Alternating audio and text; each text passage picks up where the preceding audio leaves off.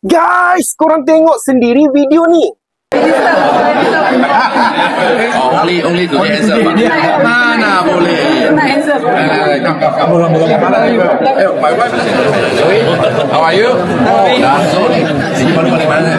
Saya tengok you sejak Argentina. You sekarang Dato' Banda. Tulis every step. Opportunity kita pergi lah. Ini sini Pak. Saya nak tahu tinggal dia lah. Hey, how are you? Yes, thank you for coming. Thank you for coming. Alright, thank you.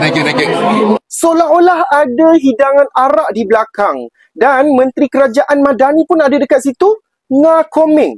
Kita tak tahu 100% konteks video ni, tapi satu soalan yang wajib ditanya, sejak bila majlis kerajaan mula menormalisasikan arak? Kalau betul itu adalah majlis rasmi kerajaan, ini satu tindakan yang tidak menghormati umat Islam dan jelas melangkaui garisan merah sensitiviti negara. Hak sesiapa nak minum arak itu adalah urusan peribadi, tapi jangan sesekali dipertontonkan dalam majlis awam, lebih-lebih lagi dalam acara kerajaan. Perkara seperti ini memang mengundang kemarahan masyarakat, khususnya umat Islam. Lebih-lebih lagi apabila majlis itu turut dihadiri oleh pemimpin dan tetamu yang beragama Islam. Saya menyeru agar menteri terlibat wajib tampil memberikan penjelasan segera bagi mengelakkan kekeliruan, meredakan keresahan rakyat dan memastikan isu ini tidak terus menimbulkan kekerohan dalam masyarakat. Saya ingin memaklumkan dan mengingatkan bahawa DAP sekali lagi mencetuskan keresahan umat Islam.